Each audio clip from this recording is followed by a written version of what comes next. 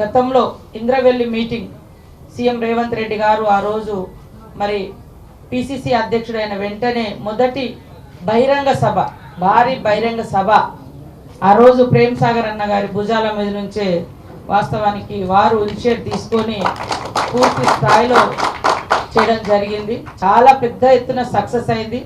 దళిత గిరిజన దండోరా, ఆ దండోరను రాష్ట్ర వ్యాప్తంగా కూడా మరి మోగించి ఈరోజు అధికారంలోకి రావడానికి కూడా అలాంటి పోరాట స్ఫూర్తి, ఇంద్రవెల్లి పోరాట స్ఫూర్తి వేదికగానే తీసుకోవడం జరిగింది.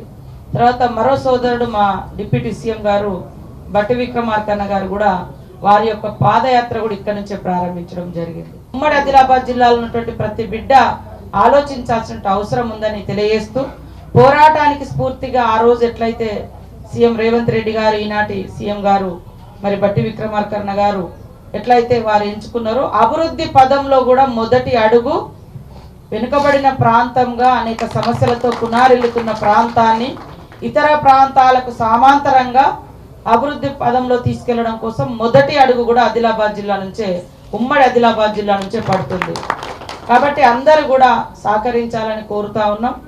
మరి మొదటి పూజ కేశలాపురంలో నాగోబా జాత దేవాలయానికి పూజలు చేసి 1 గంటకు అక్కడి నుంచి మరి అక్కడ కొన్ని ఫౌండేషన్స్ కానీ అదేవిధంగా మరి ఇనాగ్రేషన్స్ కూడా ఉన్నాయి. ఆ తర్వాత మరి ఉట్నూరు ఇంద్రవెల్లిలోని ఇంద్రవెల్లి అమరవీర్ల స్తూపం దగ్గరకు వచ్చి నివాళులు అర్పించి అక్కడ స్మృతి వనంగా కూడా ఫౌండేషన్ వేయడం జరుగుతుంది. ఆ రోజు మాట ఇచ్చినాం, ఎవరైతే ఆనాడు మరణించిరో ఆదివాసీ ఉద్యమంలో అమరవీరులు వారందరికి కూడా హౌసింగ్ సైట్స్ కానీ, రేపు వచ్చేటువంటి ఇందిరమ్మ ఇళ్ళు కానీ, తర్వాత చనిపోయినటువంటి వాళ్ళ పేరుతోటి ఒక స్మృతివనం కానీ వాళ్ళ పేర్లను ఐడెంటిఫై చేసి రేపు ఇంద్రవెల్లిలో జరిగేటువంటి భారీ బహిరంగ సభకు అభివృద్ధిలో మొదటి అడుగు అట్టడుగునున్నటువంటి ఆదిలాబాద్ జిల్లాను సీఎం రేవంత్ రెడ్డి గారి నాయకత్వంలో కాంగ్రెస్ ప్రభుత్వము మరి డిప్యూటీ సీఎం గారి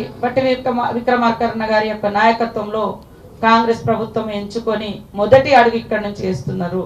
కాబట్టి పత్రికా, మీడియా, ఉమ్మడి ఆదిలాబాద్ జిల్లా ప్రజలు అందరూ కూడా ఈ సభలో పాల్గొని అభివృద్ధిలో వేస్తున్నటువంటి అడుగుకు మీ అడుగులు తోడవాలని, మీ మద్దతు కావాలని, ఇంద్రవెల్లికి తరలి రండి, మద్దతు ఇవ్వండి, పాల్గొనండి అని పేరు పేరున విజ్ఞప్తి చేస్తూ అందరికీ స్వాగతం, సుస్వాగతం. కాబట్టి రాబోయే కాలంలో అంగన్వాడీలను ఫిలప్ చేస్తాం, డ్రింకింగ్ వాటర్ మెరుగుపరుస్తాం, రోడ్డు రవాణా వ్యవస్థను మెరుగుపరుస్తాం. ఇల్లు లేనటువంటి వాళ్ళు అసలు ఎంత ఘోరంగా, ఒకప్పుడు ఇందిరమ్మ ఇల్లు అవి తప్ప ఇంకా వేరే ఇల్లు రాలే.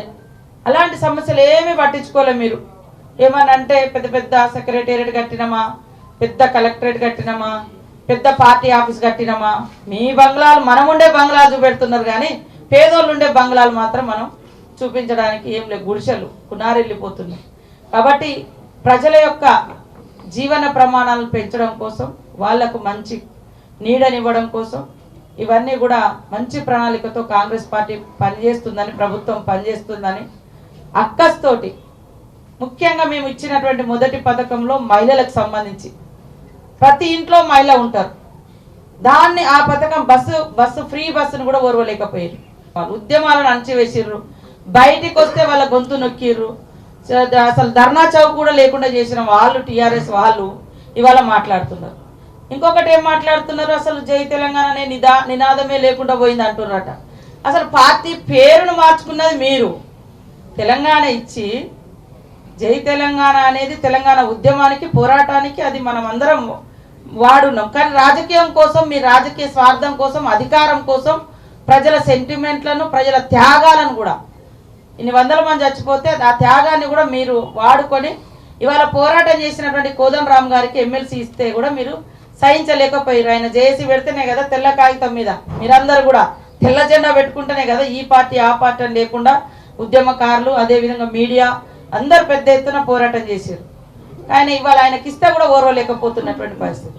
ఇవాళ తెలంగాణ రాష్ట్ర సమితిని తీసేసి అధికారం కోసమేమో అప్పుడు సెంటిమెంట్ కావాలని టీఆర్ఎస్ అని పెట్టుకున్నారు తెలంగాణ పార్టీ అని.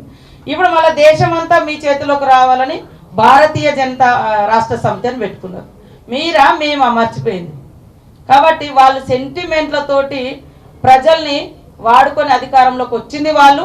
రేపు అట్లాంటి సెంటిమెంట్ల కోసం వాళ్ళ అధికారం కోసం సెంటిమెంట్లను ఏదో తీయాలని చూస్తున్నారు. కానీ మేము ప్రజల ఆశలు, ఆకాంక్షలు, అవసరాలకు అనుగుణంగా వాళ్ళ సమస్యలను వెలికి తీసి పరిష్కరించే పొజిషన్లు ఉన్నాము, పాత్ర పోషిస్తాం.